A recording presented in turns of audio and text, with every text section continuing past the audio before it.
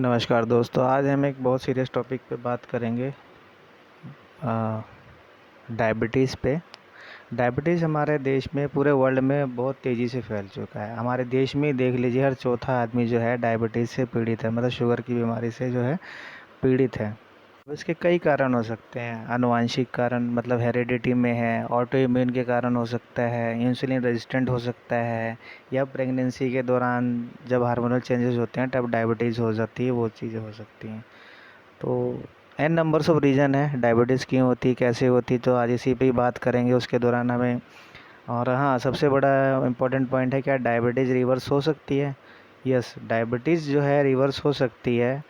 Matter करता है बस आप उस पर कितनी मेहनत करते हैं उसे ठीक करने के लिए, आपकी विल पावर कितनी है। देखिए, डायबिटीज़ ठीक करने के लिए सिंपल मैं चीज़ बताता हूँ। रिवर्स करने के लिए आपको कुछ नहीं करना है, आपने संतों वाला जीवन जीना है 1 साल तक।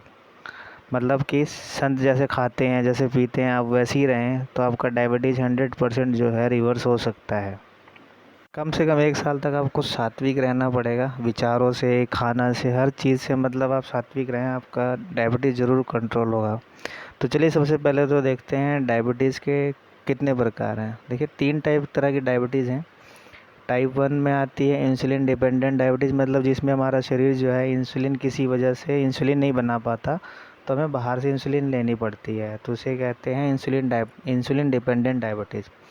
टाइप 2 डायबिटीज़ इस इसे बोलते हैं, या फिर बोलते हैं non insulin dependent diabetes. Reason इसका अभी तक अननोन है। हो सकता है, या इसके कई रीज़न हैं, जैसे हो सकता है इंसुलिन रेजिस्टेंस, मतलब आपके शरीर में इंसुलिन बन रही है बट वो शरीर आपका जो है उस इंसुलिन को एक्सेप्ट नहीं कर रहा, आपके शरीर में रेजिस्टेंट आ गई है उस इंसुलिन के अगेंस्ट। और दूसरा हो जेनेटिक रीज़न हो सकता है, मतलब आपके फैमिली हिस्ट्री में किसी को डायबिटीज़ हो तो आपको होने के चांसेस ज़्यादा हो सकते हैं। जैसे आपके मदर या फादर में से किसी एक को डायबिटीज़ है तो 50% चांसेस है कि आपको डायबिटीज़ होगा। अगर मदर फादर दोनों को डायबिटीज़ हैं तो 90% चांसेस हो जाते हैं डायबिटीज़ होने के।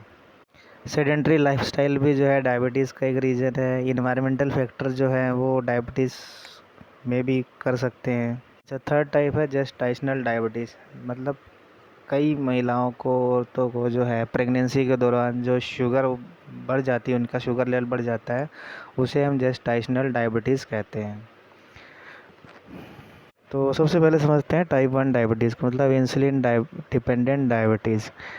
इसके कई रीज़न हो सकते हैं। पहला रीज़न ये है कि शरीर आपका इंसुलिन बना ही नहीं रहा किसी वजह से, या ऑटोइम्यून की वजह से आपका इम्यून सिस्टम ऐसा हो गया वो इंसुलिन बनाने नहीं दे रहा, या वो इंसुलिन बन रही है तो आपका इम्यून सिस्टम उसे डैमेज कर रहा है, जो इंसुलिन को वो आगे आने नहीं दे रहा, काम नहीं करने दे रहा इंसुलिन को।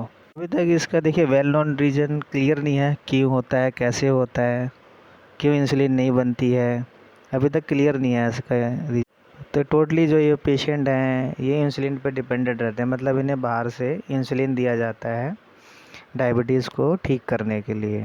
टाइप 1 को ठीक करने के लिए बहुत मेहनत करनी पड़ती है, क्योंकि इसमें आप बाय बर्थ इसमें ऐसा है, इंसुलिन डिपेंडेंट है, तो वो पॉसिबल नहीं है ठीक होना। वो बहुत मुश्किल है, रेयर चांसेस है उसके ठीक होने के, अगर हो जाता है तो मिरेकल है वो।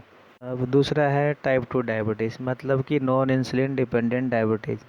इसमें क्या होता है, या तो इंसुलिन बन रही है, हमारा शरीर जो है उस इंसुलिन को एक्सेप्ट नहीं कर रहा, मतलब इंसुलिन के अगेंस्ट हमारे शरीर में रेजिस्टेंट आ चुका है। और या फिर हो सकता है कि इंसुलिन जो है, जो बन रही है, उसकी जो क्वालिटी है या जो इंसुलिन प्रोडक्शन है वो सही नहीं हो रहा हमारे पेंक्रिया में, इस वजह से ये डायबिटीज़ होती है। तीसरा है जेस्टाइशनल डायबिटीज़ ड्यूरिंग प्रेगनेंसी, मतलब प्रेगनेंसी के बाद या प्रेगनेंसी के दौरान जो डायबिटीज़ या आपका शुगर लेवल बढ़ जाता है उसे जेस्टाइशनल डायबिटीज़ कहते हैं। इसके भी कई रीज़न हो सकते हैं, हेरिडिटी में हो सकता है। इसका वेल नोन रीज़न नहीं है क्यों होता है, कैसे होता है। हाँ, लेकिन एक चीज़ और है, आफ्टर डिलीवरी जो है आप अपना शुगर जो है क्लोजली मॉनिटर करें, क्योंकि ये इसके रिवर्स होने के चांसेस बहुत ज़्यादा होते हैं। इसे आप इजीली रिवर्स कर सकते हो जेस्टाइशनल डायबिटीज़ को। चलते हैं, बात करें हम टाइप 1 या टाइप 2 डायबिटीज़ है आपको, तो आपको क्या करना चाहिए, उसमें कैसे ध्यान रखना है अपना, तो ये चीज़ पे हम चलिए डिस्कस करते हैं।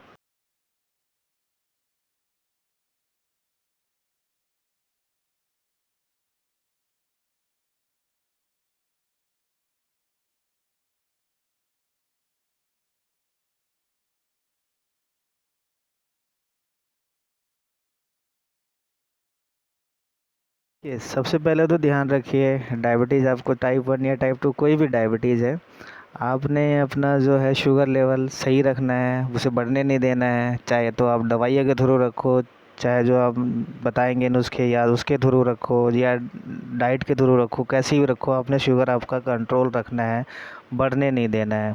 क्योंकि अगर हमारे शरीर में बढ़े रहेंगे तो एन नंबर्स ऑफ प्रॉब्लम होंगी, मतलब वो प्रॉब्लम्स आप काउंट नहीं कर पाओगे, इतनी सारी प्रॉब्लम्स हो सकती हैं, कॉम्प्लिकेशंस आ जाएंगे, दूसरे ऑर्गन आपके डैमेज होने लगेंगे।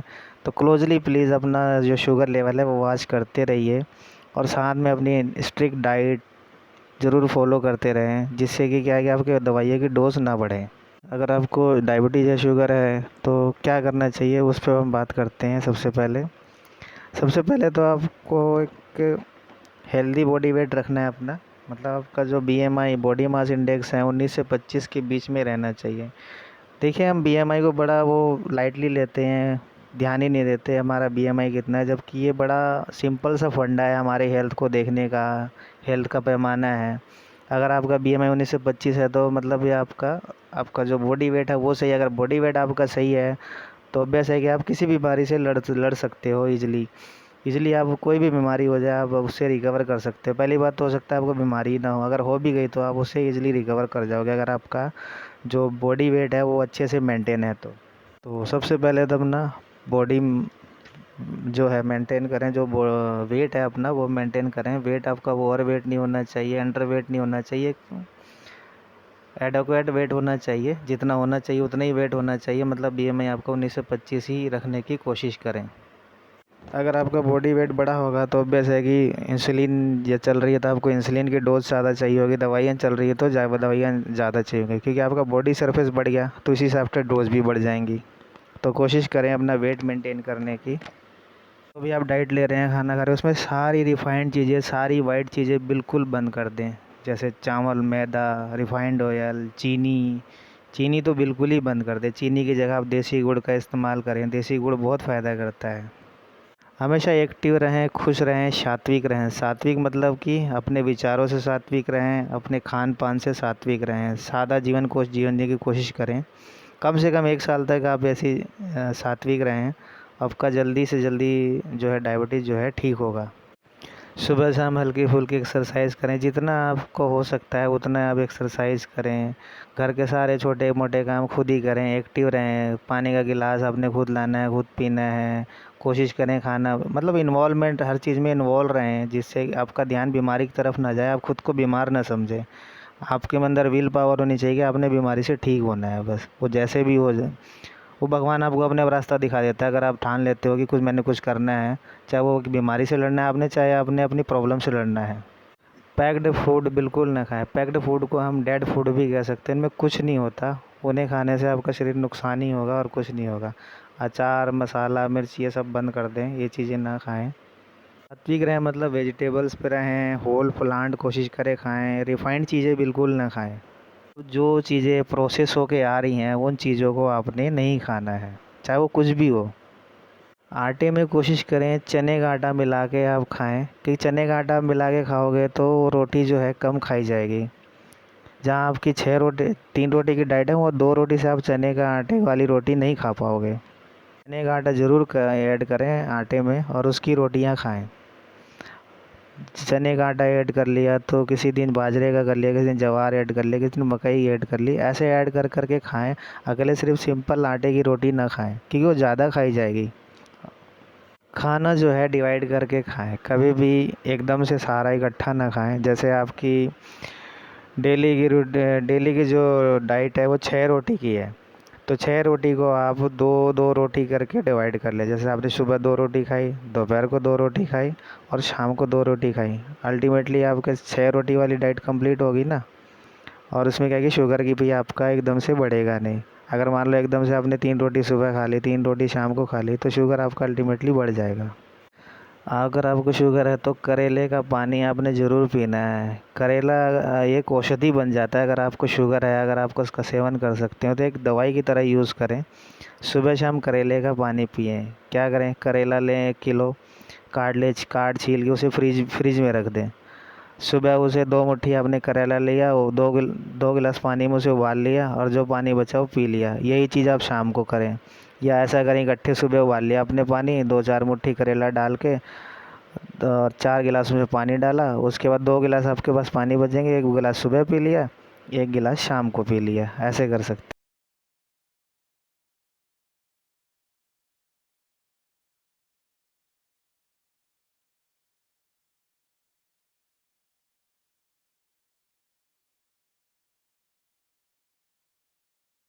बीच में अगर भूख लगती है आपको तो उसमें आप फ्रूट खाएं।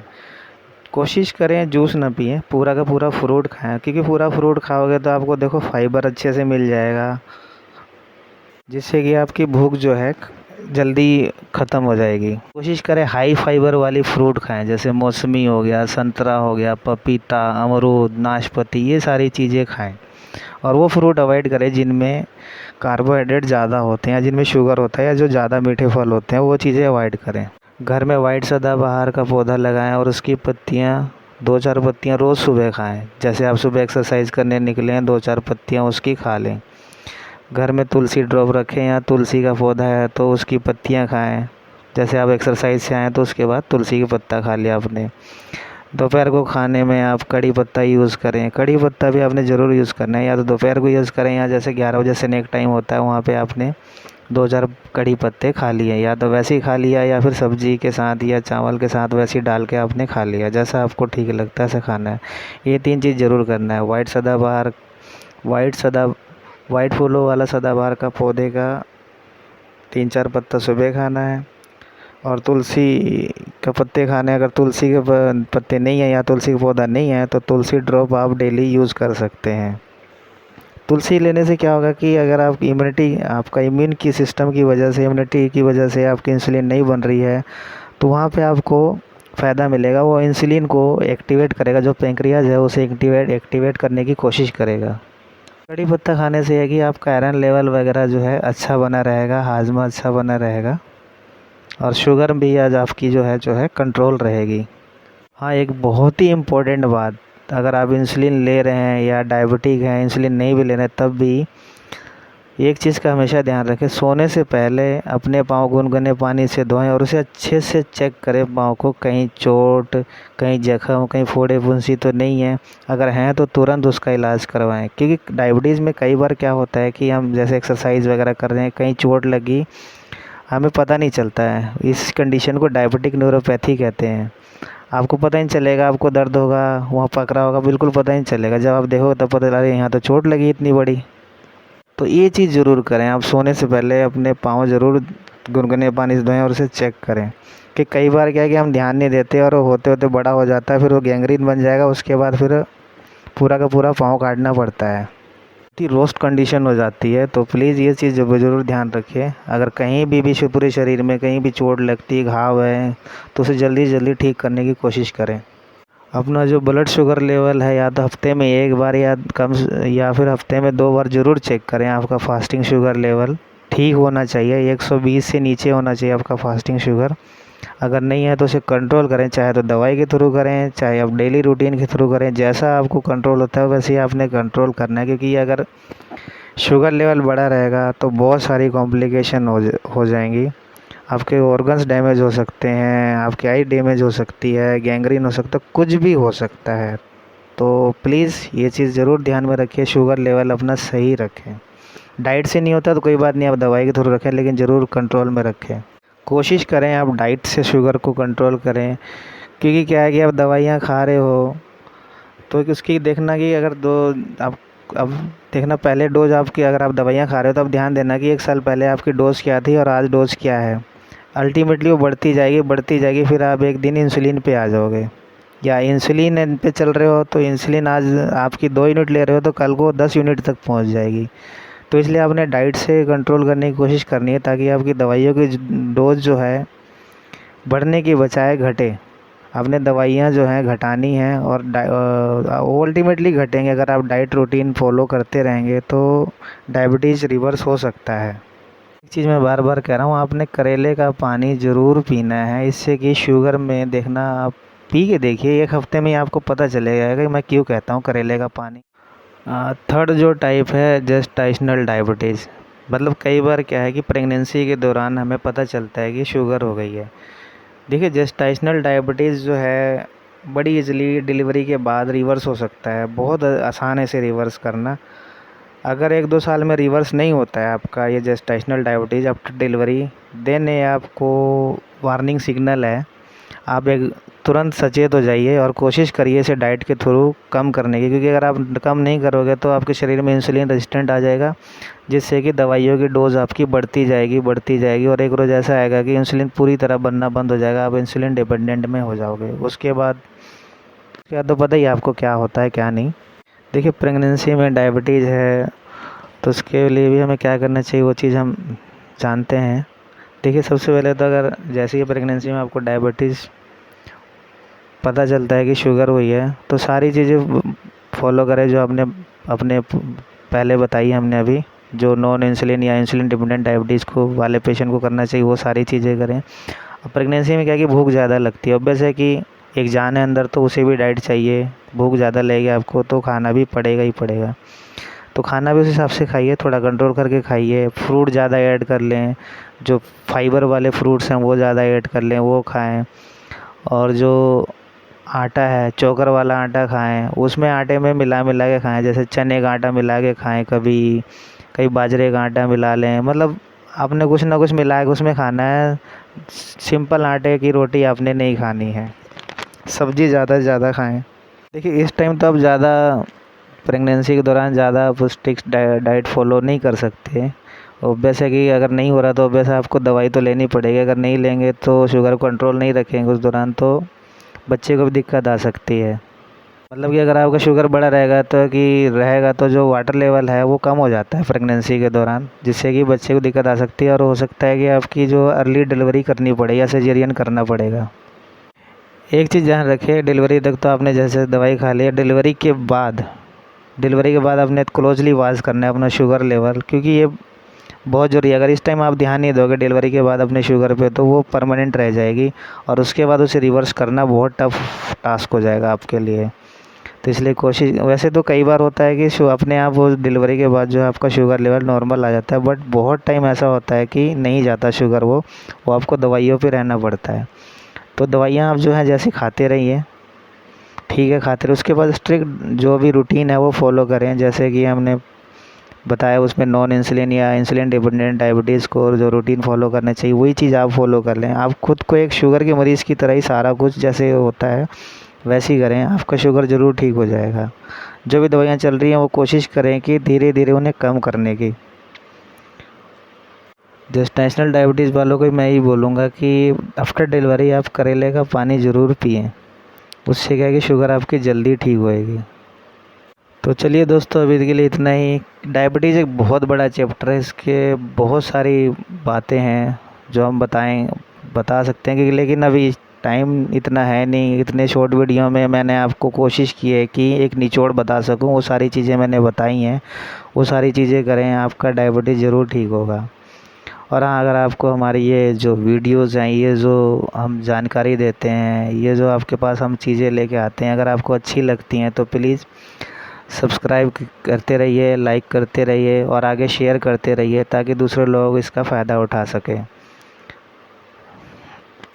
दूसरा है कि हमें भी मोटिवेशन मिलता रहेगा ऐसी चीज़ें लाने के लिए। अगर आपको अच्छी लगेंगी, अच्छी लगेंगी, आप ठीक होएंगे, आप सब्सक्राइब करते रहेंगे तो हमें भी अच्छा लगेगा, हमें मोटिवेशन मिलेगा, हम भी ढूंढ के ऐसे ऐसे चीज़ें लाते रहेंगे आपके लिए। तो चलिए, आज के लिए इतना ही। तब तक के लिए सेफ रहिए, सुरक्षित रहिए। जय हिंद, जय